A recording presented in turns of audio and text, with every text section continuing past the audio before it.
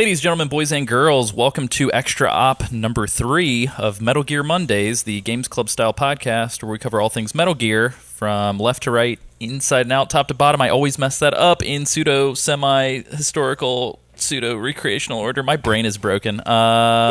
This week we have Sam Wright with us. And this week, I don't even know when the fuck this episode's coming out, even if it's in October. I don't give a shit. This week I'm sponsored by Kit Kat. Very nice. Isaac. Lim is here as well. Hey. Are you going to retort with the retorts that you retorted with last time? I'm going to say it right now.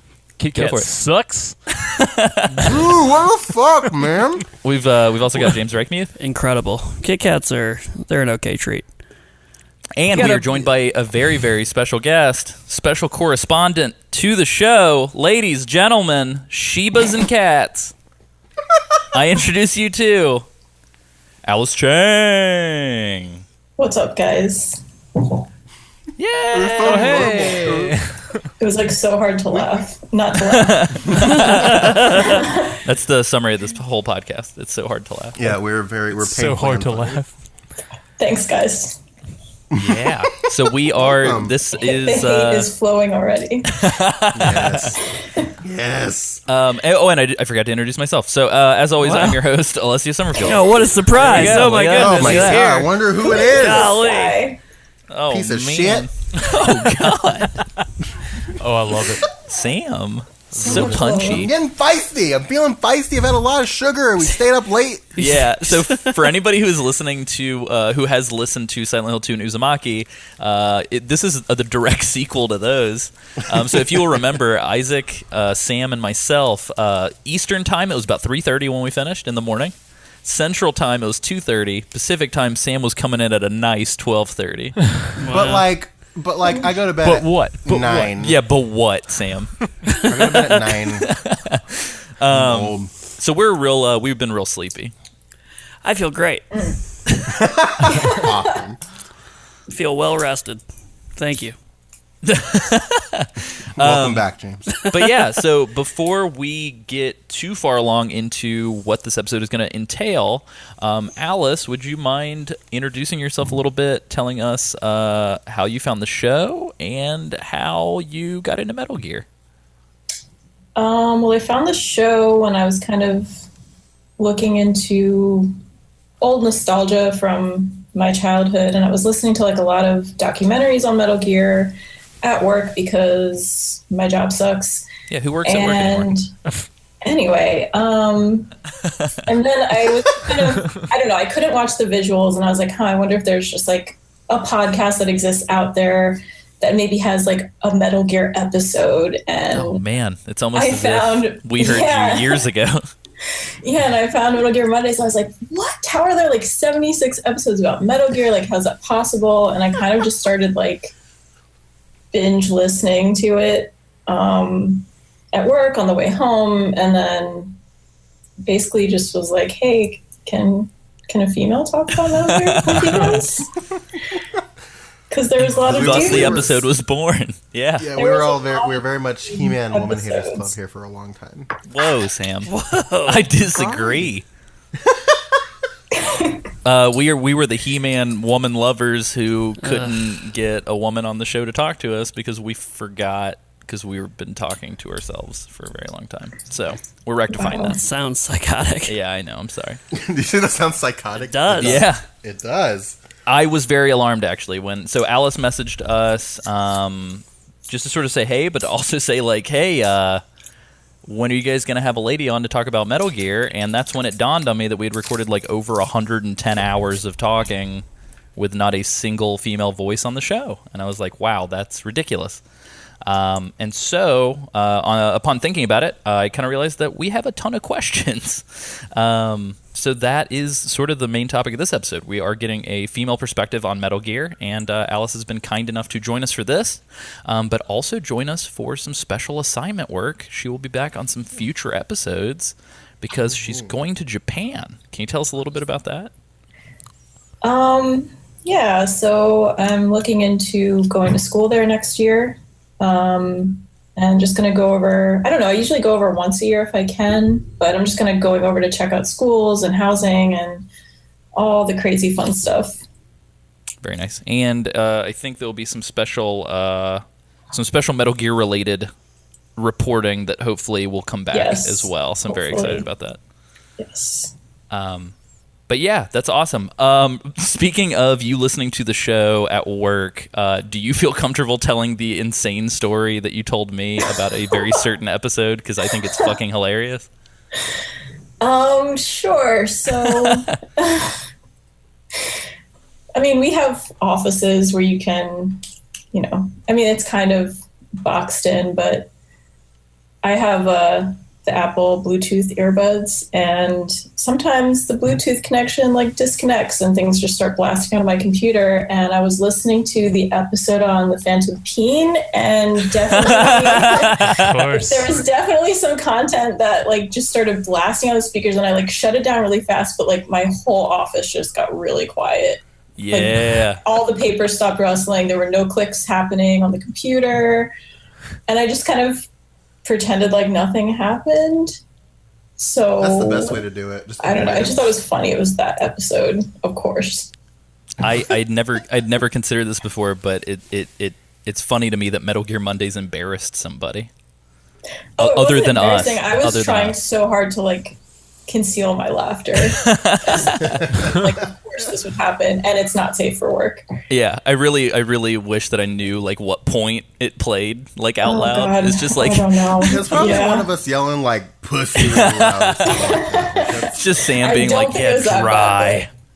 It was definitely a panic-stricken moment of just oh God, what just happened? That's amazing. Well, cool. Yeah. So go ahead. You never told us how you got into Metal Gear. Oh, Isaac coming in with the hard-hitting questions right off the bat. Hold on, I'm going to cue some 60 Minutes music right here, actually. Sorry. I want to know. I had a PS1 in the house. My dad brought one home, and I had started out playing something I think it was Tomb Raider was my first video game, and I remember my dad playing this video game at one point, and he was super sucking, and it was the Revolver Ocelot battle in the first Metal Gear. Classic dad. And I was like, Dad, what are you doing? You keep blowing up the president with C4, you're not supposed to shoot that. He tells you it's explosive. And I remember beating it for him and then just kind of watching him play on and off. But I remember I really kind of got hooked when it was right before the Psycho Manus battle, and he would constantly skip the cutscene with Meryl being Snake, I want you. And I would get so pissed because I'm Dad, why did you skip it? I want to know the story. I never understood why he skipped it. And so I would sneak playing it from the beginning just to figure out what the hell that scene was that he skipped. And just kind of fell in love with, the whole Psycho Manus aspect just really drew me in. I was whoa, what is this guy? And it was so kind of creepy and weird, and I had never experienced something like that before. So why does he know that I played Castlevania? Oh, well, it wasn't on there. I don't remember what he was scolding me about. Does anybody know if he? Does anybody know if he'll call out a Dance Dance Revolution save file? Ooh. Because it is a Konami game, and they did have them on the PS1. So I kind of wonder if that exists, because it'd be really funny to hear him just say "Oh, you like to play Dance Dance Revolution." I do remember he always said I was reckless because I guess I didn't save a lot. Oh, I mine do was remember you're he very always cautious. says that. Oh my God, I was a very prudent man. Yeah, every 10 minutes I was oh shit, I have to save. I think the trapdoor floors in that fucking basement are what hardwired into me save everywhere. Oh yeah, that'll do it. Did you fall them? I did a lot? because I was dumb. How? You just Because run. I was a child. You just run. Come on. No, man. don't blame being a child, because I never fell down those. Oh no! Wow. Just throwing me down the hole, aren't you, Sam? Literally and figuratively. Yep. And we talked a lot about jumping into holes last night as well, so it's all coming full circle, almost like a Full spiral, one spiral. might say. Oh. Anyway, yeah, so this episode is going to be a little bit more of a casual kind of conversation. Obviously, we do have a list of questions just to kind of get us started, but I definitely want to keep things conversational and quick. By no means are we taking Alice to court or anything. So everybody just have fun, get loose, ask questions. And yeah, we thought it might be fun to record. And I don't know, primarily just to kind of get us started. One of the things that I kind of wanted to point out is like, I mean, there are very many reasons why this could be the case, but I know we get so few female listener responses that like we kind of call them out when they happen, and we get very excited about it.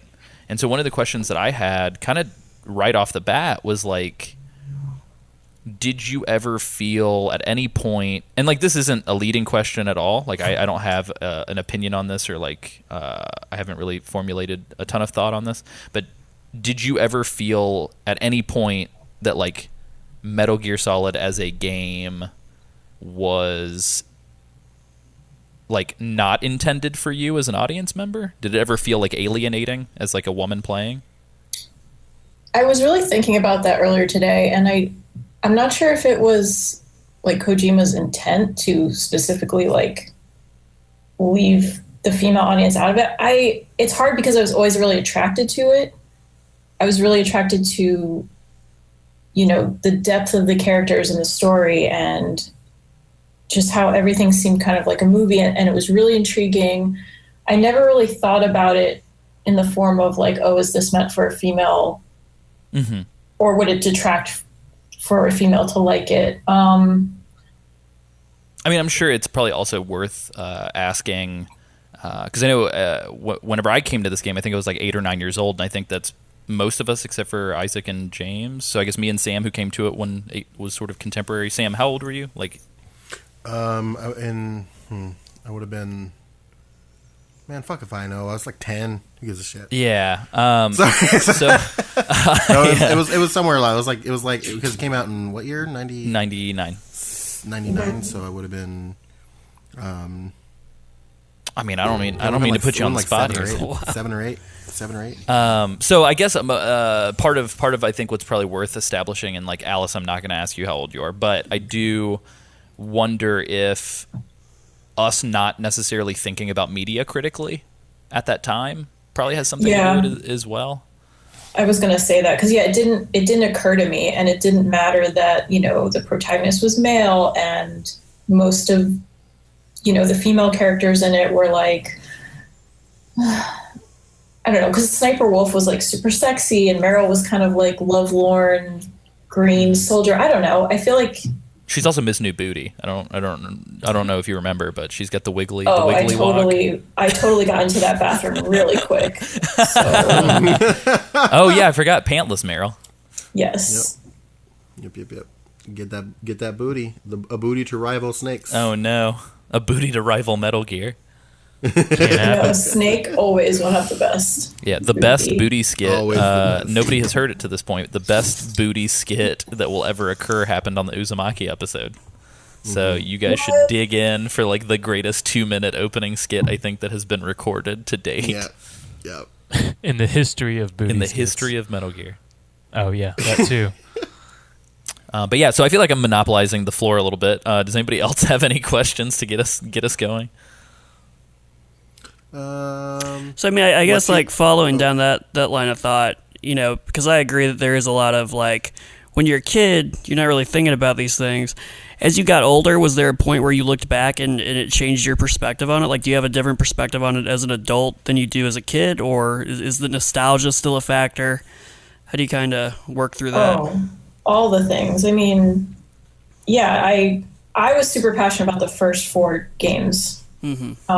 I couldn't really play Peace Walker. I couldn't get into it, and I really disliked 5.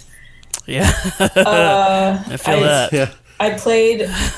Was Ground Zeroes the first one? Yeah, like shorter one. Yeah. It was like a struggle. I actually wasn't going to buy it at all because I was severely against Kiefer Sutherland. I basically like wrote that man off into existence because I was like, how can you not have David Hayter in it? Like, I just feel like after that I just swore off the series, and I gave it a shot, but I just couldn't get into the story. I felt like it was something lacking, and I just couldn't figure out why. And especially with Peace Walker, I couldn't break through that storyline either. Like, it really was disinteresting to me, and I think Peace it's Walker's so because I know you love it, but I really felt like in the first couple games there was always this sense of mystery and intrigue, and like it kept you guessing, where I feel like Peace Walker and the other two pieces of 5 were kind of just like really straightforward. Like, they followed a pretty standard, I feel like, ABCD like plot line. I don't know. Yeah, follow the man in the mask. definitely. Yeah, They didn't keep my interest. it's less intrigue and more like action movie, with like slight Dudes. undertones of what it used to be, which is weird. Yeah, it's very different. I think Metal Gear Solid 5, because of the lack of cutscenes, definitely feels like like somebody smacking a bunch of action figures together. Oh yeah. Like, it's like, oh, and then Snake and Metal Gear fight each other. Blah, blah, blah, blah. I just like, I couldn't care less. And for me, I'm really picky about any kind of media that I indulge in, because if it looks beautiful but the story is crap, I don't care about it. Like, I can't force myself to be immersed in something that's not interesting to me. For sure. So yeah. Which is good, because why would you put yourself through like 20 or 30 hours of something that you hate? Yeah. We do frequently. Yeah, we. It's like, well, sometimes you have to record a podcast. No, for sure. I just mean when you don't have like Yeah. self-imposed deadlines. Alice, along those lines, I do want to ask you, because I think we are kind of, when talking about engagement with a story, it's kind of like a perfect way to kind of segue into a question that I had, which is, how do you feel that like Metal Gear as a game, how does it fare as far as like the portrayal of its female characters? Because like, I know obviously you talked about Sniper Wolf being kind of the sexy like femme fatale, but I always felt like the best female character depiction in the game, and like she was never really sexualized or anything, or objectified, was the boss. I think the boss is like one of the strongest female characters in games, if I had to put my money down. But I wanted to get your perspective on that. So 3 was really interesting because I think while I don't know, I love it. It's still not, something about it felt detached for me. I don't know if it's just that I didn't super relate to like the X-Men that Snake was fighting. Yeah, there was something left to be desired about it, and like it was cool because it was kind of like vintage, and you know, there were 2 really strong female characters that were both kind of like in love with Snake. I don't know. I remember when I first played it a long time ago, I wasn't a huge fan of the boss. I felt really kind of hurt because you're Snake, so you empathize with him going through like, why are you doing this to me? Like, how could you betray like my feelings as Snake, meaning? So I always felt just really hurt by the boss, and I know in the end like why.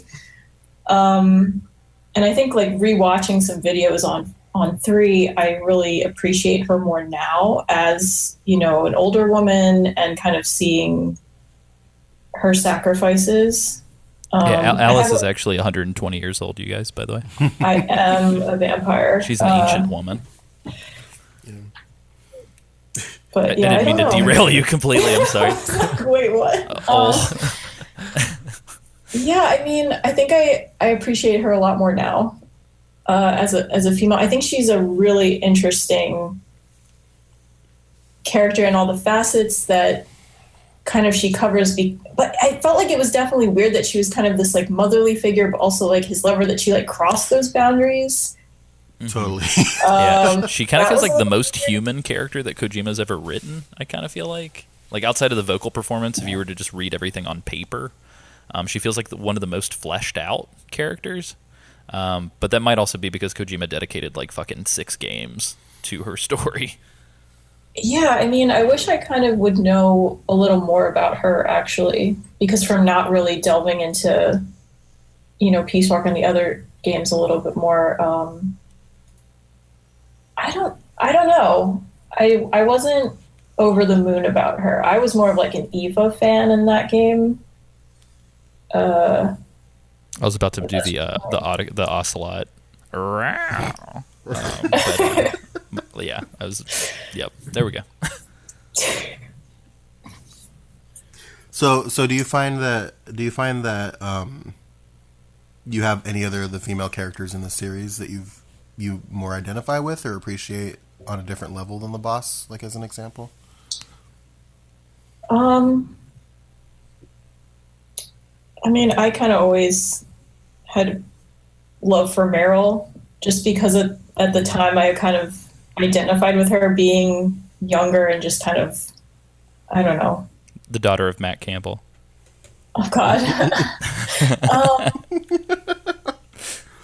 I just think as a young girl, it made sense to me of being thrown into this intense situation where you're like catching feelings for this guy who's kind of like a badass hero, but you're trying to be tough, you know. That always really stood out to me. I really empathized with her. Like, she clearly just was like trying so hard to impress him in a way, and he was just kind of like not letting her know.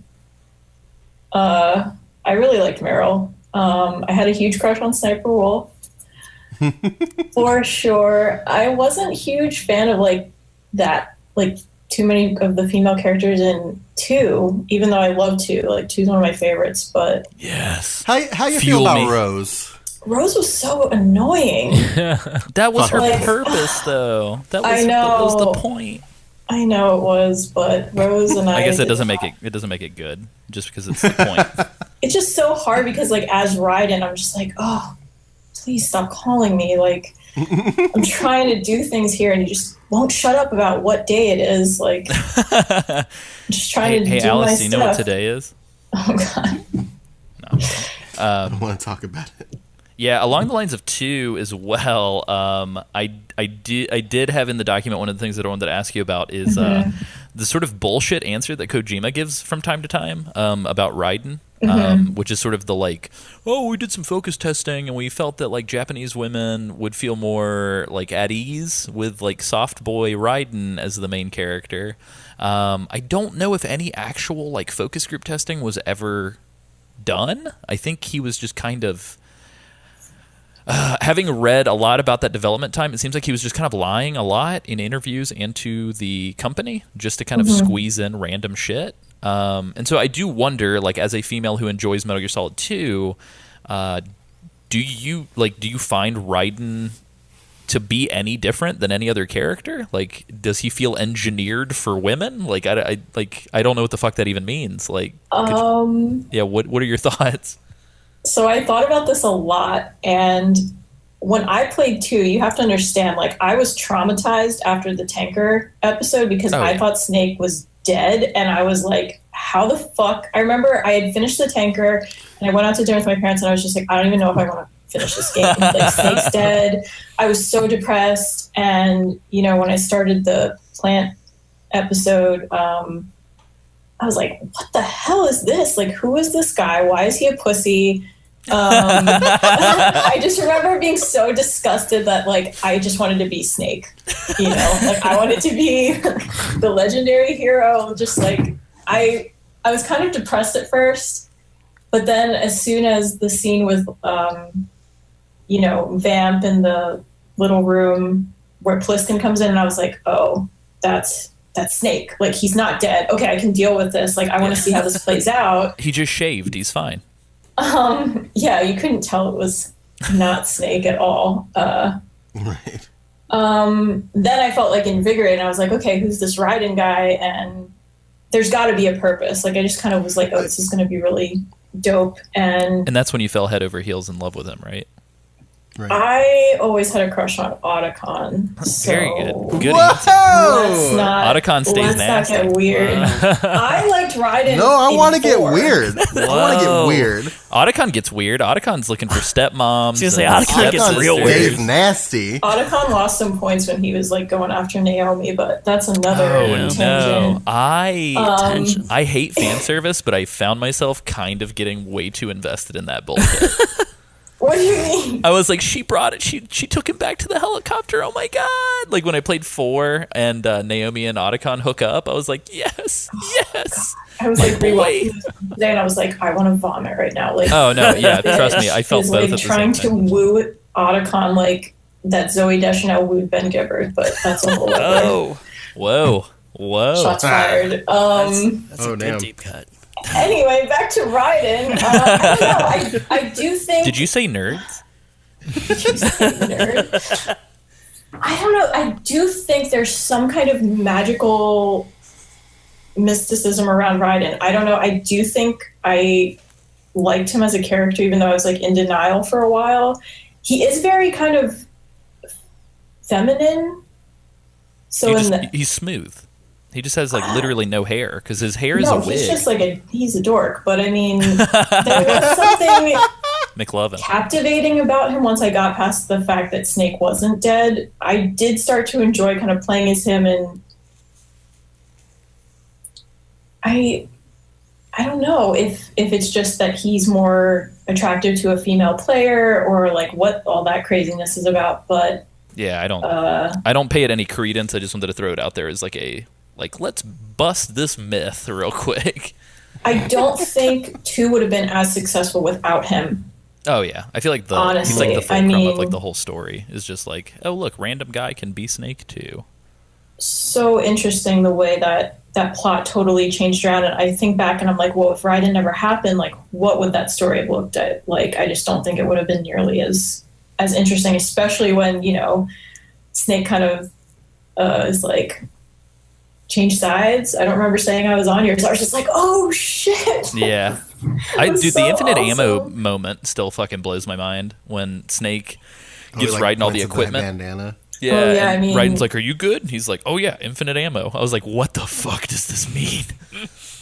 That whole section was very interesting. I was just like, why does he have to be nude? Like, Oh, I mean, I didn't ask myself that. I was like, he has to be nude, but oh, no, I'm kidding. I'm kidding.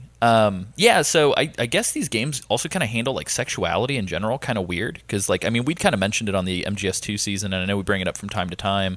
The game almost kind of like mockingly talks about Vamp being bisexual, like in a sort of a bad way. And I think based on, I'm trying to remember if it was a listener that brought it to our attention way back when, but there is like a deep cut codec call that kind of implicitly mentions that Fortune's father had a sexual relationship with Vamp. Oh, wow. Yeah, so like I feel like the games. I guess it was. I never thought that it was like. I seem to get that call every time I play that game, and I never thought that it was a deep cut until you texted me about it. Yeah, I just never realized it. But yeah, so I guess the games also kind of handle sexuality in a weird way as well. Like, I don't think it explicitly is like, oh man, like, is that guy gay? Like in a goofy, shitty way. But like, I feel like the game, as it progressed, and Alice and I kind of talked about this earlier, so we had like a preview conversation. But one of the things that kind of came up is like, James and I were talking while James was playing through MGS1 for the first time, and we were talking about how Snake is super pervy. Like, we had even mentioned, I think, on the show that Naomi does the whole, like, oh, I'll let you strip search me when we get back. And Snake's like, That was a great David Hayter, but that's perfect. it's almost as if the games, because like in that moment, it's not like the codec itself was like, hey, let's zoom down and see Naomi's breasts while she's laughing. The game wasn't necessarily perverse. The characters were being perverse. But then as the games continue, you get to 4, you get to 5, like holy goddamn, you get to 5. And it's just like every time there's breasts within 40 miles of the camera's just like in between them. And so like I feel like the game itself became the perverted viewer more than the characters at a certain point. And because even in 3, you don't like the camera doesn't focus on Eva's breasts unless you do like the R1 like Snake point of view. So it always kind of shunts the perversion onto Snake. But then about midway through the series, like 4, 5, Peace Walker, oh god, definitely Peace Walker. The game itself becomes super pervy, and so I just found that super interesting. And so I wasn't sure. It's interesting how it maps to you not liking the series as much as it goes further on, Alice. So I mean, obviously, I don't think correlation is like causation necessarily, but I thought it was an interesting. Yeah, I think maybe it's just like the shift in what was focused on in the stories or in just the little moments. Like I remember even just rewatching a few scenes from 4. I was like, why did they make such a big deal about Johnny and like his weird like poop fetish? Like, I don't know, like why that had to be such a strong marker in 4 when it was such an amazing game. Like, I don't know if they just thought it was like, oh, comic relief because all this stuff's really heavy. But I was like, why are you putting so much focus on that? And then I don't know. 4 was an interesting bag, but I don't know. Personally, I didn't find 1 to have that much like pervy things. If anything, I felt like it was just kind of like, oh, flirty, and I wish maybe Snake would have been more of like, I don't know. He just seemed kind of like sterile. Yeah, it's like after the women beginning. who are like, throwing themselves at you, and you're just kind of like, no, I'm good. Well, I mean, I guess the nanomachines are supposed to suppress his dick or whatever, but I love it. I mean, ED? No, is it's so hard. nanomachines. just blame everything on nanomachines. Oh my god. That's what I do. Oh no. Sam's at work. They're like, Sam, why didn't you fucking turn in your assignment? And he's like, nanomachines, and just walks away. Yes. Oh, I'm gonna start using that. Dude, go for it. You will definitely not be fired. I'll tell you that much. Sam's like, I've not been living on a couch for the past 3 months. Yeah, I do remember though specifically being like, oh, like Snake's dad actually is like attracted to women though. Yes, I remember thinking like, oh, Big Boss. Whoa, He actually has, like, that's a the pulse. big Good and Big for him. Boss. So like I if I'm summarizing what you said right, you wish it was more pervy. No, I don't think more pervy. You have to understand something. Like, I grew up with anime where, you know, guys get nosebleeds when they see a chick. I mean, does that not happen to the everybody else street. on the show? When her skirt is like 1 centimeter shorter than it should be. Right, or she's like leaning over and there's cleavage and he's just like squirting blood everywhere. I mean, I think Yeah. Love Hina is like the perfect Oh example. my god! But You can't forget Tenchi. It's like What's any of those, that? like Tenchi Muyo, Tenchi Universe, oh wow, Tenchi in I Space, or totally whatever. forgot about It's that like all those show. harem are anime are just like very like there's a fucking genre that's just like a dude lives with 37 women. Whoa! Oh god. You know, it was such a part of like my understanding of the Japanese culture that I don't think I really thought about it. Like being older now, and of course, like with all the things coming up politically, of course you look back on a lot of things different. But at the time I kind of was just like, oh, like it's Japanese, so this is how it goes, you know? So yeah, in a way, I wasn't personally like, oh god, why are these guys making this so gross? And like, why are we, you know, our two are wanting onto Eva's boobs all the time? Like, I didn't really question it. I get that. Sorry if that wasn't like the. No. What do you mean? You didn't split my brain open with some crazy insight. How dare you? Get off this podcast. I guess it did get worse, didn't it?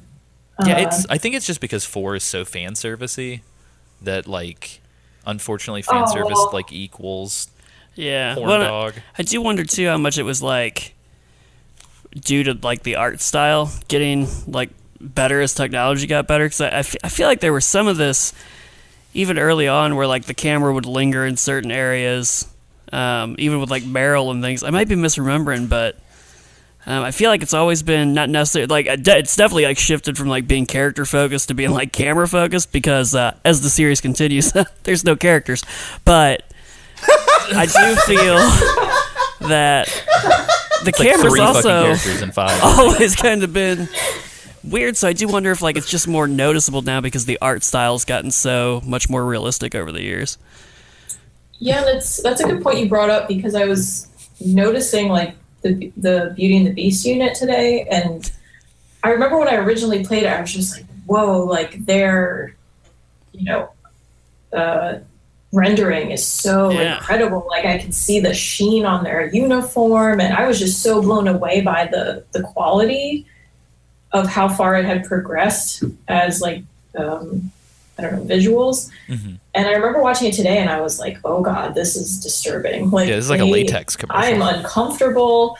I mean, I don't have any problem with stuff like that. Oh, for sure. You know, I shoot models in I've been in industries where they shoot things like that. I'm not bothered by like rubber suits, but it's just that. Whoa, hold on. Hold on. What industry involves rubber suits that you're in? No, I'm kidding. I'm kidding. Modeling. You shoot people? Yes. With a camera. Oh, Pokemon Snap. I get it. Okay. No, like Fatal Frame and then. Oh, Jesus Christ. Yes. You do that for a living? Even better. Oh, Fatal Frame. Oh, that'd be sweet. No, I'd probably be dead. I'm a ghost hunter. It was just more disturbing, I guess, seeing it now because of how, like, just it didn't make sense. Like, the visuals weren't making sense with the immense trauma that they were suffering through. It made it really unsettling for me, especially in the way that some of them fall. I'm like, whoa, that angle is not okay. That was a little weird. It does kind of bring to question too, like, who's the guy sitting there at Konami who's just like spending weeks of his life making sure that the glisten on her skin is perfect? I imagine that it's like a programmer and then Kojima's right near his shoulder watching. And just breathing Day heavily in and onto day his out. neck. He's like, oh, yeah, that's Hideo great. Kojima has like he had a direct line to the graphics department there. Oh, for sure. Yeah, it's very troubling, I think. I do genuinely, though, like, jokes aside, wonder how much of that is like his direction versus like people just running with it and it just kind of being what it is. Yeah. Yeah, I don't know. I mean, so Kojima on record has said that James Bond is the pinnacle male specimen. It's so. true. What a dumb point. To make. But Can I ask you guys a question? yeah, absolutely. Go for it, shit. please. So, what did you all think of the choice of making kind of all of the enemies in 4 female, where like all the Oh, all the bosses? well, and the The frogs. the frogs, yeah, were female, and I kind of totally forgot about that, and I was like, whoa, that's kind of cool.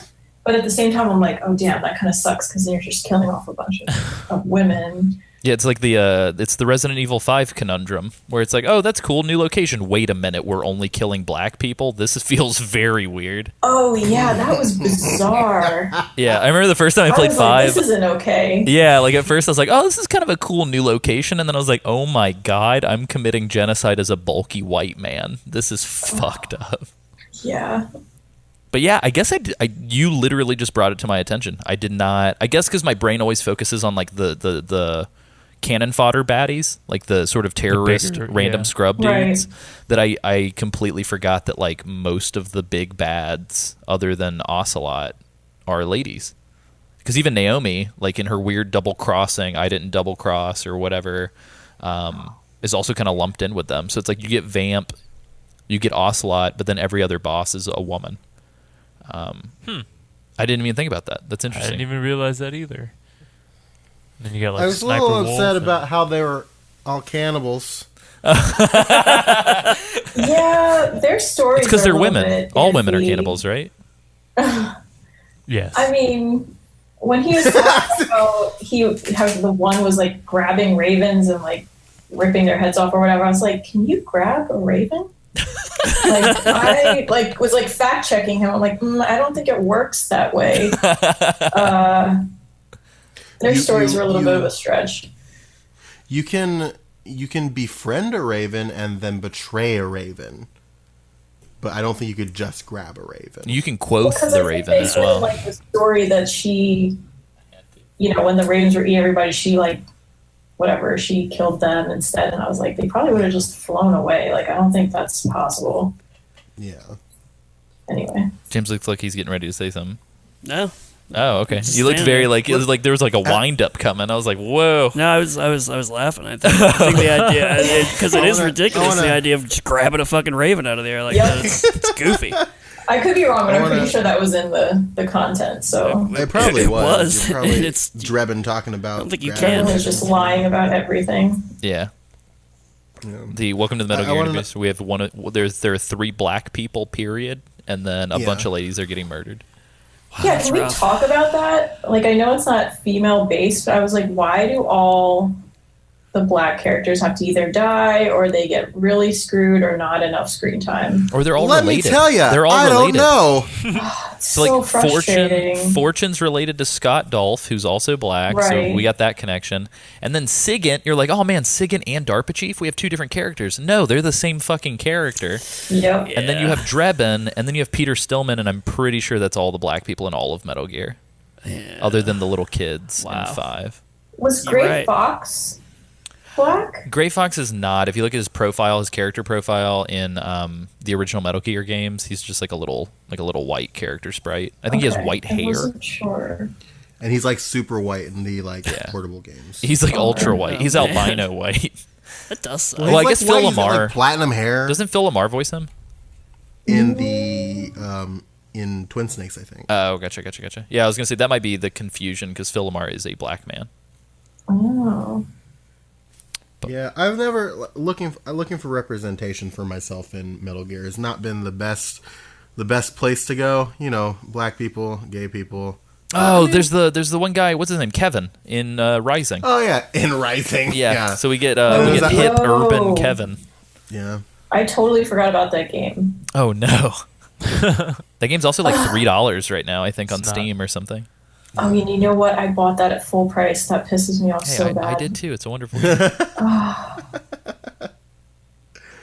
But yeah, they don't have a very good track record. But I think, unfortunately, that is definitely a byproduct of it being sort of a Japanese-developed game. Because I feel like even in anime and Yeah. manga, it's like there's always like the one token black guy, I know. which I just don't is support. unfortunate. Yeah, I know why, but it's just so like, really, guys? Yeah, it doesn't make it better. Yeah, just because we know why. I guess it's kind of like it was done on purpose. Rose is supposed to be annoying. Like, it doesn't make it better because we know. But Was Isaac- Rose's whole thing like real though?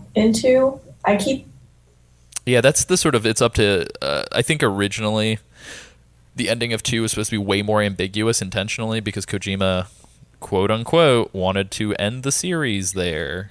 But I think because of 4, she 100% has to be real, unfortunately. Oh, I meant just like the Unfortunately. dialogue in the portion of the game. Like I know she existed and was with Jack, but I guess I was just wondering if it was like an artificial for just the content of like Big Shell. Oh, I see what you're saying. Like Yeah. like she was artificially speaking. Yeah, because I think it's pretty implied she starts speaking as the AI towards the end. I was wondering about that today. Yeah. And then the classic line from the Colonel. I was walking past Rose's room and I saw a man leaving. Which yep, very good. It was himself. It was. Oh my God, you're totally right. I mean it. Oh Jesus! I forgot Perfect about blue much. moment. oh, fucking pretty boy Roy. Ew. Yeah, it's Roy. gross. I'm trying to think. Isaac, do you have any questions? I feel like you're being classically Trained. somber. Yeah, classically trained. Classically trained in the arts. No, I was gonna add on to that is maybe not in video games, but in movies definitely. Asian people have that sort of are portrayed a certain way too. So it's not. I feel like it happens with pretty much every race, Mm-hmm. if you will, which kind of sucks. But I guess I don't know how to fix it. Do you guys think that because I've noticed this about anime and manga and video games as well. I think every character is supposed to be Asian, but they're not. But they're not. Yeah, Which is weird. So Snake, I know, is half Japanese, half American, and somebody brought this up on Twitter today, so I'm going to have to say it again. God damn these half Japanese snakes! They do it to me every time. But I don't. It's weird to me because, especially like even in manga that's explicitly in Japan, like if you look at like Gantz, which I know is probably not the most progressive gender politic manga to be talking about on this episode in particular. The characters are all Japanese and it takes place in Japan, but they all look very like right. just generic white dude or whatever. So it's Yeah. interesting. Like So they I all guess have it- anime eyes, but like Anime eyes. they're not very Asian looking ever. You know what I mean? Yeah. So I think It's my just like one of my comment Japanese animes. kind of goes to video games too, because I can't think of an actual video game in recent times that really had Asian characters. I don't know. Yeah, The only thing I can think of is Shenmue. That weren't like obvious. Were you about to say Right. Shenmue, Isaac? Yeah. Where literally have the whole cast is Japanese or Chinese. Yeah. But it's like strictly like they look the part, but For sure. to their fault. You know, Painfully so. yeah, painfully. No, not because they're Asian, but because the fucking character models are ugly. Yeah. Little box faces. Oh no. Yeah, I don't know. Not to like derail the whole Isaac's always got to make it about him. subject. No, I'm sorry. Nah, I'm kidding.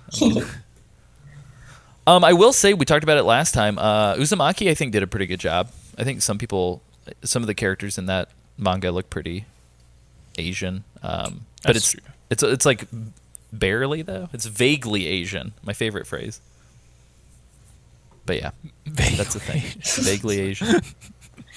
But like, I guess how do you draw an Asian person without being like? James is cupping that's his face racist. in his hands right now. Yeah. Well, I mean, I feel like in like the Final Fantasies, they're pretty Asian looking. Also, Link from The Legend of Zelda, especially in Twilight Princess, looks fucking hyper Asian. Mm-hmm. These combinations of words with Asian are starting to sound funny. Hyper Asian. I'm a hyper Asian. What the fuck? Yeah, so that was our little side tangent. That's our 15 minutes on Asian. Good God. Sam, could you wanna put 15 talk minutes on the about- table? I want to talk about Italians real quick. No, I'm kidding. Oh my god. I wanna talk about best boy, our friend and yours, Hal Emmerich, for a minute. Oh, God bless. Yes, I will just talk about Otacon all night Yeah. long. Okay. Well, so because you said that you had a crush on Otacon, right? Oh my God, Can you yes. can you tell me more about that, please? Why? I mean, Because What is Just all of Because it. I Just think tell me it all is- of it. I think it's precious and I love it, and it's the most pure thing I've ever heard in my life. I don't know. I mean, I always felt really. He's like the most tragic character in the whole series. Like, I felt so like he was just such a dear, and like he was this super sweet guy who just wanted to create things for the better good, and everything he built or worked on like backfired on him. Every single person he loved either died or like sort of betrayed him or did weird things to him. My heart like aches for him. I'm just like, why can't this guy catch a break? He's so sweet. I mean, I'm glad at least he had Snake. Yeah, as we a get buddy those two because dads. We get Otacon I- and Snake forever at the end of 4. Yeah. Dad, Like dad, double dad. the best video game romance ever. Mm. But I want to play like I a just- housekeeping simulator where you get to be Sunny in your double dad household with just those two boys. Oh, they could be the cutest gay couple.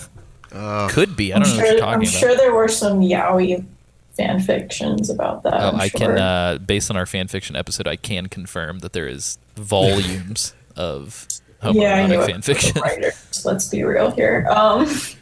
He is like a shockingly like tragic character though, like especially because one of the things that we have on like our kind of list here is talking about the relationship that he had with Emma and then also his stepmother, Emma's Yeah. mom. And your note on that is very telling. I mean, I just remember being really shocked that was a part of the story because I felt like at the time that was really a dark place to go. And Oh, yeah. I remember I didn't believe it the first time I heard it. Like, the first time I heard it, I was like, excuse me, what? Well, and the fact that it led like his dad committing suicide and, Emma ran away, right? Mhm. I don't know. I remember thinking back when I originally played it, I interpreted it as that like he was molested by his mother. Yeah, that's Or how I his took it stepmother. too. I know that we joke Which a lot made about it- it, where we're like, oh, he hooked up with an older lady, which is kind of, unfortunately, I feel like that's also like the way that Western culture in general kind of portrayed. Like whenever it's like, oh, this teacher slept with her student, everybody's like, oh man, that lucky guy. And it's Yeah. like, no, like it's very real. Like that sucks. So yeah, thank you for mentioning that. I mean, that's just how I interpret it. I don't know if that's how it was supposed to have been translated or interpreted, but to me, I was just like, wow, this guy's life has been totally just like pain. Poor Hal. Mm-hmm. Yeah, the moment with him and the parrot when he's covered in blood. Oh my God. Too, like, dude, holy shit, that still like tears a hole in my heart. I was crying. Yeah. Also, can we talk That about how scene literally was every single crazy. game, every like 1, 2, and 4, every game that Otacon is in as part of the main story, he has a love interest who then dies, Yeah. which sucks. Or a loved one that dies. Loved one. Yeah, 'cause yeah, he wasn't that's what- really, yeah, it's- Emma sorry. wasn't a love interest. You know, yeah, my bad. Poor Somebody that he cares about. poor that dies framing. No, horrifically. Yeah, it's just, I really feel like he's like the most tragic character. He's so fragile. Like, Snake is strong. He's a badass. So Yeah. you're like, whatever, like, this shit keeps happening to Snake, but he's going to be fine. Whereas Otacon, I'm always just like, are you okay, buddy? Like, Yeah. I got you. Otacon's like Otacon's our very best soft boy. I really wish I don't know if anybody's played Final Fantasy VI who's on this podcast right now, but like in that Of game, I feel course. like it happens very frequently where they're like, let's check in on Narsh. Let's go back to Narsh and see how everybody's doing in that town. I really wish that every Metal Gear was like, let's do a quick checkup on Otacon for 15 minutes. Yeah, I can do like a well-being check on Otacon. Yeah, can we Is get he like just a okay? quick cutscene of like how he's doing? I like that he had a lot more screen time in 4. I was like, oh, yeah. Yeah, his fashion's you can on call point, me by the way. anytime. That Oh, yeah, turtleneck he's sweater. got Yeah, he's super trendy in 4. Yeah, he's got that. Yeah, he's got, Mac Pro. He's got that Zone of the Enders wallpaper. He's got that turtleneck sweater. I was like, I'm all about Got this. those like chic glasses. Like he's doing good for himself. He's doing things.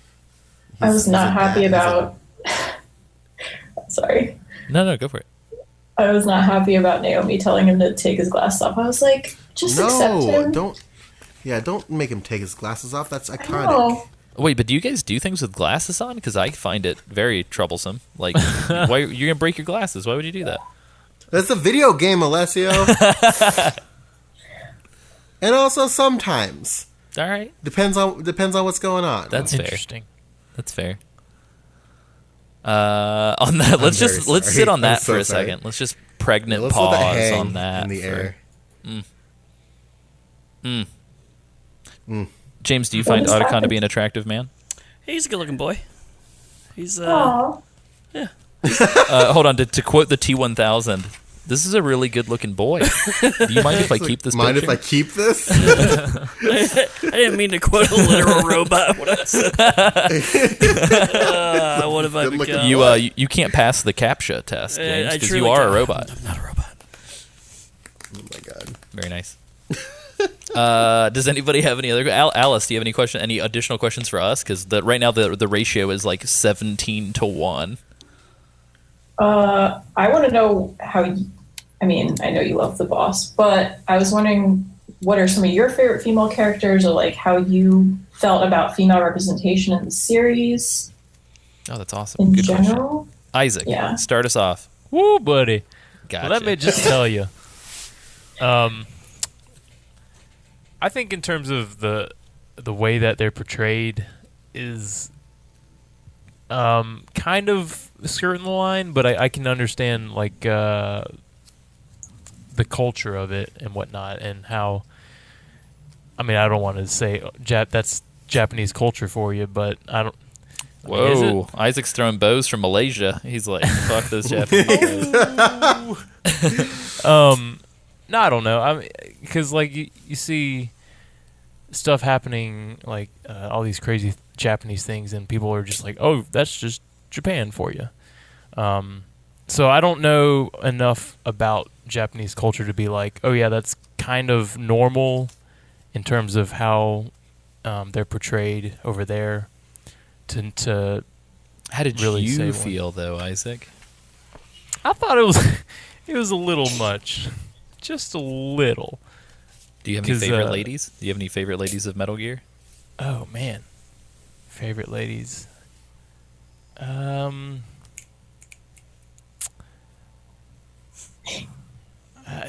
Take your time. Isaac hates women. Isaac's like, I actually have zero. I have no favorite women. Period. Yikes. Hard I'm stop. trying to think of. Hey. I thought you liked Big Mama, Isaac. Oh, Isaac needs a big mama. Oh shoot! I love Weren't big you like mama. fanboying over Big Mama on an I episode do, yeah. recently? I do actually. Wow. It's the coat. Let's be real, guys. It's the coat. Oh no, Whoa. Alice is Did we dead. kill Alice? No. Great. Thanks, guys. That was her speaking from the All right. grave. Yeah, I'm dead now. Bye. Yeah. I hope that when I die, there's a Google Hangout hang-up sound. Just in general, like no matter where I die, Oh, it's just like a totally. meow. Wow. It's like the codec closing. So I'm not gonna lie. Whenever you guys are like, so do you have any You're like pause No. instantly. No. Oh no. No, I was just thinking of like all of Isaac, the don't you think about it. I will come through this microphone. Oh So no. help me God. I want to see like a knockdown drag out fight between Alice and Isaac about pause. Just like, don't you It'll do just be it. like it'll just be like baby whisper punches. Because we're both so quiet. Yeah, very soft. A very soft fight. no. It'll be a silent Aw. fight. What I was Isaac, it'll be gonna like- say was that Isaac when you hates asked women. what, Isaac like hates women. yes, That's the takeaway I got from this despise- episode. Put that on a shirt. Yeah, It'll be the on a shirt description. and It'll be sell the description on Spotify. It'll just say on Yeah, this episode, Isaac hates women. it. If you go to bit.ly/MGN store, you can purchase the Isaac Hates Women t-shirt. It's still the same smiling face from the fumbling in the dark, though. But it just says Isaac Can you Hates put that Women. on a T-shirt? Thanks. Yeah, I got you. Isaac hates women. Anyway, Okay. Anyway, what I were you will- actually going to say, Isaac? I was gonna say. Isaac's like, for real, though. Oh, okay. This is gonna be anticlimactic. When you asked me that, like, if I had any favorite characters, all that flashed in my head was all the cleavage of all the bosses, Isaac. because they all every Is single Isaac boss, secretly the I pervious hear- co-host on the show? all of the bosses Kojima's when you fight informant. them. Just immediately saw a montage in his mind. It's like, what? Is, See what I what's mean? going on? James, you're in it. What? No, Isaac's no, like, I don't know that's what what any of you their did. That's faces not look what I like. did. Let's get this straight. Whoa. Yikes. Jeez. I'm just trying to be real with y'all. Isaac's This on is a island lot. out here. Instead of Mike just and circling Zach, around it's Robo. Mike and Yikes Zach. Yikes! Ooh, But boy. yeah, So based on your rubric, which one did you land on? we're not gonna go which with this. which tits tops the top of the Let's do top 5, bottom 5 cleavage from Isaac. Who wore it best? God damn it, Isaac. Anyway, we're gonna move. Can we get a Past cleavage this. T-shirt? Like we should just make a T-shirt for the store. It's just everybody has cleavage. Can it when be they wear Isaac's cleavage? Can we make Yeah. that happen? Sure, Can let's we like do put it. Isaac in a revealing shirt? God, I hope that people get through the first 45 minutes so they can get to the delirious like joke Oh, yeah. explosion at the end. Guys, I'll I've only had do 3 mine. hours of sleep. Yeah, go ahead, Sam. Jesus Christ. So speaking of Big Mama, I think Ooh, tell me more. Eva is actually one of I'm a favorite. Like we've said a lot. We've said a lot, almost as much as we can say about the boss over the course of this podcast. And I love the boss, but I think Eva is in a different way a very strong character, because we were talking about how a lot of the female characters kind of get sexualized or minimized. And I think Eva, she definitely doesn't get minimized, but she does get sexualized. But I think it's almost on her terms a little bit. Like it's like one of the weapons she uses a little bit, because she's Yeah. a spy. I'd Like, agree She with that. does she does that stuff, and then she winds up in the end getting one over on Snake and everyone. Getting one over on fucking everybody. Yeah. So I think a lot of people, I don't think people appreciate that about her enough. And then, of course, in 4, she comes back as Big Mama, and Big Mama's excellent. And we're in Big Mama's house for part of it. Yeah, constantly in Big Mama's house. Always being in Big Mama's house. So I like Eva quite a bit. And also, I like Alice, I have an appreciation for the OG Meryl. So For the Silverberg. yeah, for that Silverberg. Very nice. James, do you have a favorite? Even though you're only, I think, Yeah, your exposure so- is like pause and quiet. Check a look. I haven't gotten to experience any. I've been in the back half of the equation where shit's not great. I was thinking about something during this podcast though that I'm irritated about. I was thinking a lot about the boss, right?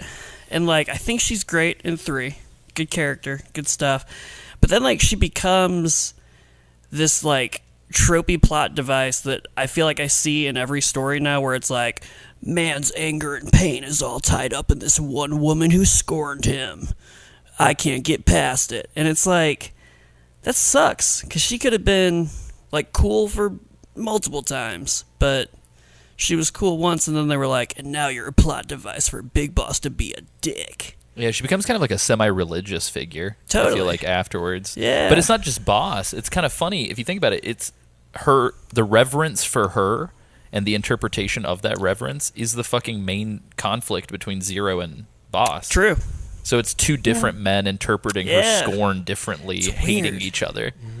It's Which I weird. still, to this day, even if you don't play all of the games, I still think one of the coolest things about it is the huge fucking 30-year story that Kojima is telling is just 2 dudes having a falling out because one of them thinks mom liked him better. It's crazy. It's like that's the whole fucking story of all of it. It's a real Helen of Troy situation.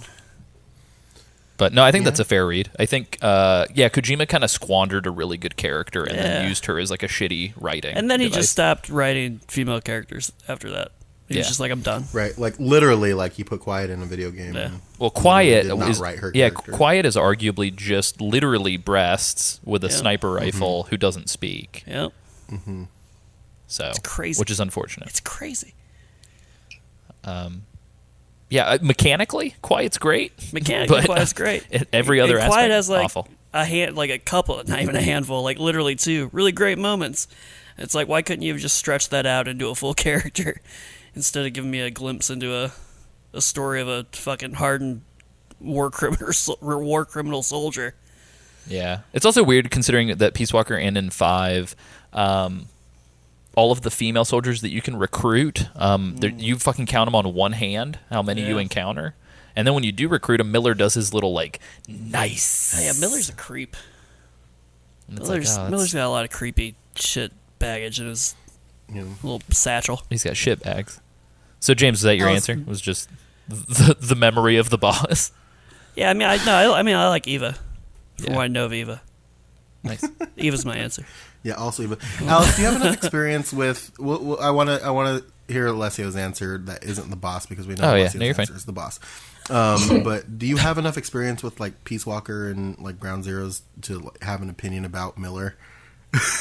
I really don't. I would feel unqualified. No, you have to the comment. best view of Miller, which is his untarnished Metal Gear Solid 1 doppelganger version. Yeah. Do you like my sunglasses? Hell yeah.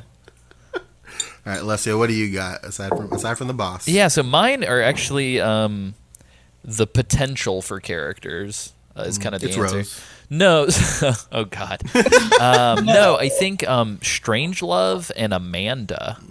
I really like. I really like Amanda a lot. I think unfortunately in Peace Walker, Amanda gets maybe like 2 or 3 of those cutscenes, and then she gets a couple voice lines over the codec, and then for all intents and purposes, like it's just people talking about Amanda. Yeah. And then she's gone. But I do really like her plot arc where she's like the daughter of this like freedom fighter guy, and then when he dies, she kind of has to take up his mantle, and her whole mini plot arc is like, how do I get the soldiers to Yeah. stop referring to me as like a little sister, and how do I get them to respect That's me? a cool story. And it was cool to see her kind of become respected, and then become almost like an equal with Yep. Snake. And I wish that we could have had more time with her. Like I wish that I mean, she clearly still exists. She definitely still exists. in Peace Walker, Ground Zeroes and 5. Yep. but they just kind of skirt past it and don't give a shit to do anything with her. But yeah, so I'd give it to Amanda. Strangelove's really cool too, but Strangelove's also very weird, where she's like less fleshed out than any other character. Totally. And she's tied so directly to Boss that it's hard to kind of make her own person. Yeah, and they do kind of the same thing with Amanda, where like she's there and then like they just kind of toss her aside and don't finish the fight. Well, and Strangelove is very explicitly, if not a lesbian, she's definitely bisexual. And they kind of play that up too. It's kind of like, oh, isn't she weird? And then they're like, let's get rid of this freak, and it's like, oh, okay. So that sucks. But I really enjoyed Strangelove's like fascination with the Boss as kind of like a analogy or like a vehicle to kind of like also be the fascination that the players kind of have with the Boss. And yeah, I don't know. I thought Strangelove was cool. Again, I just think Strangelove and Amanda really could have been useful in 5, but they weren't used, so that sucks. It's kind of weird though that she was like feeling up pause. I know, yeah. That's So that's so what I weird. mean. That's what I mean is like the pause that was thing, and then weird. what's her name? Camille. What's her? Is that her name? Camille. Cecile. No, Cecile. Cecile. That's what I meant. Wow, we saw. Yeah, Cecile does this. Does the thing too, where she says that like Strangelove kind of like groped her when she was bathing her. So like that sucks. But that's what I mean is like they're like, oh, she's bisexual. She has to be a pervert. Yep. And it's like, Yeah. okay, great, thank you. Anyway, so but that's the potential for those two characters I think would have been cool to see them articulated. But then again, who knows? Maybe they would have fucked them up. So, Sam, did you have another question? But you started to set up a question, and then you ricocheted to me, and then you threw it away. No, I asked. I want to know about Miller and. Oh, that's right. Yeah, sorry. Alessio. Sorry, my mind's broken. It's been too long. I got my shit together. Man. I like it. Alice, was there anything else that you wanted to throw out into the discussion world? Not even like questions for us, but like even just like anything. You want to make any comments about literally anything? You have to make up for 135 hours without a lady, and it all rests on you to represent all women everywhere. Oh, don't do that to I'm her. kidding. Come on, sarcasm. God damn it. Yeah, so I've been sitting here kind of wondering, and it's hard to ever possibly know or guess, but how do you think Kojima or the writing team kind of feels about women in the way that they've portrayed them throughout the series? Ooh. Oh my gosh, the big answer. We're gonna lose listeners over this. No, Yeah. I'm kidding. Oh, I'm no, kidding. I'm I'm so kidding. sorry. No. No, We're gonna lose he's listeners over joking. my inflammatory response that I'm about to have about the writing team. Do you have a inflammatory response? I'm just like I am very convinced that like so the writing team, quote unquote, is literally like Kojima, one other dude, Yeah. and then one other dude. Yeah. And like I do not think that they have like positive diversity in mind Right. ever. I think when it's they're clear writing that they anything. don't. Yeah. And it's one thing to be like they don't have it in mind. It's another thing that like I do think that they like weaponize female sexuality literally with the B&B unit. And I do think that they, other than like, I don't know, who is the fucking ghost writer who showed up for 3 and just like knocked it way the fuck out of the park. But like 3, I think, introduced all of the strongest female characters. And then after that, it was like Kojima's like, oh, I forgot. They're actually just like tits that hold weapons. My bad. Let me go back to that. I even think like to go to the. I think even like paramedic, even like on. Oh, I forgot about her. I completely forgot about her. She's great. Yeah, it was like I think probably the strongest like quote save support character that they had on the codec. Yeah, Mei Ling As far as unfortunately the females falls go. into both racial and gender stereotypes.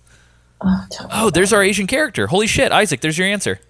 Boom. Mei Ling. We forgot about Mei Ling. Wow. But She she's pilots. not- I just She pilots a fucking boat in 4. I'm sorry, Alice Yeah. did not forget about me. We did it. Wow, that was great. The mission accomplished banners behind Isaac right now. Isaac just Really? walked in like that kid on that YouTube video where he's just like, "We did it." He's still in boob land. He's just Yeah, in Isaac's flashbacks. either asleep So- or he's looking at breasts. I just want to clear something up. I don't think this way. It was just the first thought that came into my head, and it Oh, quickly man. went away. Isaac, how large are the pair of breasts you're looking at right now? I'm not going to answer that. Okay? That's suspicious. Isaac's playing Dead or Alive right now. Oh my god. Jesus Christ. But yeah, so that's my answer. I don't think they give a shit. And that isn't to say that like that I don't think they're actively being malicious. Like I don't think they're like, "Oh, fuck women. Let's put them in these situations." But I do think like them not giving a fuck. I was gonna say I don't think they're being a actively problem. malicious because they just think this is how it is. Like he idolizes James Bond and that type of shit. Like this, he has his idea of what women exist to serve, and he writes them like that. At least in this medium. Yeah. Like who knows? Like Death Stranding could come out and we're like, Totally. "Holy shit, this is phenomenal." Totally. And I don't necessarily think that's indicative of like who he might be in his personal life either. Like we don't know that, but I think the way that he writes women and the things that he's cited as influences paint a very clear picture. Yeah. Again, at least in the spy genre Yeah. that he's going for. You have to be careful what you mimic, because then you Definitely. run the risk of becoming the thing that you're mimicking. Oh, wow, it's real. It's true though. Like if you're I a shivered. if you're a wolf in sheep's clothing for too long, like you eventually Become a kind of sheep. become a fucking sheep. Oof. Do Heavy. you kind of have the same feeling about the writing, Alice, or do you have like a? I mean, I'm just kind of wondering about it myself because I do feel like on some level the certain characters are represented well as females, meaning that kind of like the thing I said about Meryl kind of being the, character who's like longing for that romantic connection, but she's green and like trying to like be tough for him to impress him. Like I feel like that was kind of well thought out, and I think there are certain female characters that are super interesting where like they didn't have to make them that interesting. Like Emma, yeah, she's kind of annoying, but she's also a programmer, which at the time I feel that's like there true. probably weren't a lot of like females who were in that kind of world. So I feel like that was an interesting choice, and the fact that like Fortune was black, Yeah. but she was this really badass kind of soldier who had this special ability to Air quotes. just special deflect. ability. Yeah, I don't know. I think as much as maybe he does like over sexualize, there are some pretty solid I see what you did there. choices that were being made. Yeah. Well, and I think that's an interesting point too. Is like there is kind of this decline over time. Like as he got into like Ground Zeroes and 5, like he's painting with very general strokes, but he did at one point or another like write. Well, actual even characters. Paz, I think in Ground Zeroes, Absolutely. there is nuance to that depiction, Right. and she's not sexualized. She's pitied, I think, too much in 5, specifically with like the weird side content. Yeah. Where it's like, oh, look at this frail, vulnerable, mentally unhinged female character. But I do think, I don't know, just in general, I'm sure that, let's be real here. I think it's not even just cultural. I think it's generational. Because one of the things that I think we kind of keep forgetting and we kind of skirt around is like Kojima's pushing like 60 Totally. almost. which is crazy. He yeah, does which is- not look that old. Yeah, He was raised in a different culture in a different time period. You know what they like, say. totally. You know what they say. Asian don't raisin. Oh my god. oh my Whoa. Wait, what? Well, you know how they say black don't crack. I was doing a thing. I'm sorry. Yep. The thing that I was going to say too, though, I'm so sorry. if you notice on this podcast, if it sounds like we're oscillating back and forth between different opinions and we're kind of like saying something very definitely and then kind of walking it back 5 minutes later, it's because a lot of this stuff is like it's nuanced, even though it feels hastily put together. Yeah. It is a nuanced thing, and so one of the big problems that we kind of run into, at least I run into, is like in trying to be a voice for a podcast listener, I think I try to say definite things too frequently. So if at any point during this you're like, man, you guys are saying shit and then walking it back a lot, or vice versa, I think it's just because in general, like this series is weird. It's hard to pin it because like every game it kind of does something different. So Yeah, no, and I mean you're right, and I don't think, and I hope it doesn't ever come off as like we're walking it back or anything. I think that what I'm hearing in the conversation is like we're adding these modifiers that are important to painting the whole picture. Like these games are made by people, and people are full of little gray bits. Mm-hmm. Yeah, a lot of squishy Well, bits too. There's so much I feel that makes the Metal Gear universe exceptionally unique. I mean, all the characters have their own like special strengths and weaknesses and little quirky things that even if you're kind of like, oh man, that Rose, she's really annoying. If you break it down, Yeah, she still has way more character than the entire fucking Call of Duty franchise put together. damn. right? I mean, they're so interesting, the choices that were made and how they'll always like twist it and how they still like foster empathy Yeah. throughout everything on the like I feel like on the basic human level, like that's why Metal Gear is so successful, at least in the games that had a story to them. Oh no. We're looking at you, don't Phantom know. Pain, more like Phantom Story. Yeah. Am I right? Well, it's all I don't blame Yeah. you for Sutherland. Well, and I so. do want to say too, like even on the episode where I kind of ranted and raved about like how most fans of Metal Gear, not most, that's a definite statement again. I'm digging my own grave. How some Metal Gear fans kind of latch onto aspects of the games that I think Kojima is actively trying to make us weary of. Just like on that episode, I do want to reiterate on this episode that like we all love Metal Gear. Like, we wouldn't have recorded the fucking Bible's length times 5 of transcripts if we didn't love Metal Gear. So, like, I think we're all coming at this from, like, a constructive, like, hey, let's talk about this family member that I love that every once in a while will say some kind of, like, weird shit. Definitely. So, this is awesome. I really enjoyed this conversation. I think Yeah. we talked about a lot of really cool stuff. And I do want to hear from listeners on this stuff. I know that we ask for listener responses on the mainline episodes, but like this is kind of a topic that my hope is that when this episode comes out, hopefully we will hear from more female listeners who maybe just don't write in, because there is a vocal minority that we hear from a lot, and we love those guys. We love everybody who writes in, and we do have ladies who write in a lot. We have Jessie Alsip, who we actually dropped her name and some of her comments on the last episode that we recorded, but we do have female listeners who contribute, and I definitely don't want to like make that feel less contributive to the conversation, but I do hope that having this discussion opens the conversation up so that people maybe who are kind of on the fence about writing in feel a little bit more empowered to write in. Cool. Yeah. Cool. Does anybody have any other sort of final statements before we wrap this episode up? Sorry about Isaac. I do have one quick thing. Do you guys think, I think in a weird way, like, yes, while in a weird way, the thing that I kind of realized while we've been talking is that Otacon is the most emotionally vulnerable character in the entire series. Like, no. So, like, yes, the stereotype is like, oh, women are way more open about their emotions. Otacon is far more open by an order of magnitude than every female character in these games. That's because Otacon stays nasty. Yeah, Otacon is the most vulnerable, which in a cool way, I kind of think Otacon's a great, talk about role models. Otacon's kind of a great role model because even for me growing up, I think Otacon kind of, like, Snake is kind of stiff and not very emotional. Otacon kind of like made me feel okay with being like nervous and like scared and like open about shit. And so I think Otacon is like actually a really cool character for some of the soft boys who enjoy Metal Gear. So from one soft boy And to another. girls. Yeah, and soft girls. Yeah, all And the girls. soft boys and soft girls. I'm a He's soft so boy. crush-worthy.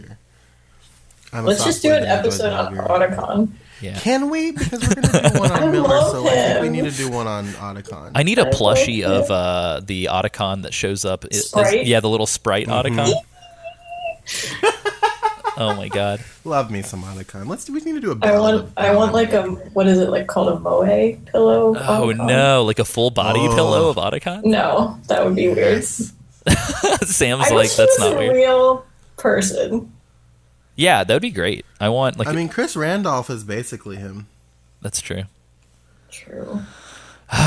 So on that note, God bless Otacon. We are going to close this episode out, I guess. Let's do it. All right. So before we close everything out, let's do some plugs and admin stuff and all that jazz. Real quick, just to kind of plug the show stuff. If you like what you're listening to, and if you like any of the other episodes that you listen to, you can support us on Patreon. That is patreon.com/Metal Gear Mondays. For as little as $2 a month, you get a whole other podcast, which is the Patron Club exclusive podcast where we talk about non-Metal Gear things. It's been kind of a mixture of topics and games. So we'll talk about a single game that maybe we're all playing together, or we'll talk about a topic. I think the last topic that we covered as of recording is gamer budgets, and that was actually kind of cool, just to kind of talk about like whether or not it's worth it to drop $60 a month on brand new games constantly, or if it's okay to be somebody who just plays old games. And so if you want that, it's $2 a month, but you also get every episode of the mainline show early. There are other perks at other tiers, so just check a look. You can follow us at Metal Gear Monday on Twitter, but on Instagram and Facebook, it's Metal Gear Mondays. And you can go to bit.ly/MGM store. Is that right, Sam? Yes. Okay. To buy merchandise, and all of the proceeds from the merchandise go to Sam for making fucking killer artwork. Oh my god. Yeah, support your local Sam. So you say that I haven't cashed out any like of the stuff that we've got. It's gonna wind up going back into the show. Oh no, yeah, absolutely. And it's gonna be great. I still have to replace the mainline image for the show. We've kind of used it as the social icons, which is sort of the Demon Days-esque forehead profile picture look of all of us, which is kind of cool. I really enjoy the picture, and apparently a lot of people do too. So we'll be replacing that at some point. But all of the artwork that gets put together, save for a game designed by Hideo Kojima, Alessio screaming into the void, super sick banner picture, all of the artwork comes from Sam. I don't know if we want to reveal who the Lale Lulelo was that made that phenomenal banner image, but that is another contributing artist. No. Sick. So yeah, let's plug. Where can people find people online? Since you are our special guest for this episode, Alice, would you tell people where they can find you on the internet if you want them to find you? Oh, I mean, I don't exist anywhere. Oh shit. She's actually the Patriot. That's a lie for sure. If you want to look at my photography, I'm on Instagram. It's called Titwillow, Titwillo, and it's probably about the only place you can find me that I'll share. Very nice. All right. I'm sorry, I swallowed some air into the wrong windpipe. Yikes. The wind went into the food pipe. James, where can people find you on the internet? You can find me on Twitter at James Ragmuth or at jamesragmuth.com. Check it out. Samjul. Samjul. You can find me on Twitter at Sanjul, Sanjuul. Oh, is it Sanjul? You're just smoking jewels all the time? No. I just realized that. No, Yes. Me and Alessia it's both realized that at the same Portuguese. time. It was bananas that we had the same thought at the same time. James and I have often said the same things at the same Oh time. my God. Actually, it's very weird. The best one was when we both looked at each other and we both said the words like we can read each other's fucking minds at the exact same time one time. It was amazing. Christ. No, it's Portuguese. That's a story I'll maybe tell later. But yeah, you can follow me on there. I don't know if honestly, my brain went to space for a second, so I don't know if you mentioned it, but we do have an Instagram. Did you bring that I did. up? Oh, yeah. Okay. I did, but Instagram. you should bring it up again because it's great. Okay, Instagram at Metal Gear Mondays. I'm very proud of the work I do. I'm extremely Cool proud. stuff on there. Some good content. It's fucking hilarious. I love it. I share it with so many people that are probably just like, "What is this?" every time I share it. And as we're recording this, I am actually posting a bonus clip Ooh. for the week. So that literally just hang on.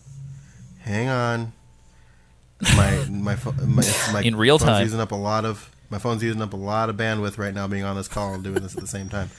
Hang on. Wow. Sam, you just never stop. We're gonna Stand lose by. Sam on the recording because of Instagram. Stand by. Hold please. And now it's posted. So check that out. It's a shorter one, but yeah, I try to post them every Monday, but sometimes you know. Yeah. Very nice. Isaac, where can people find you? I guess doesn't have a twit. Yay. Appropriate That was a very response. telling cough from Alice there in the back. And you can find me at AC Summerfield on Twitter, acsummerfield.com, which I actually just updated today. I took down, so right now I've got audio and video projects up there if you want to see the things that I'm doing. I'm going to be adding some sort of blog functionality very soon. I'm just very tired this week. There's a lot going on. But I will be adding a blog, and temporarily until we can hit the goal for the Metal Gear Mondays website rebuild, I am going to be soon, I'm not going to give it a date, but very soon, I'll post about it on Facebook.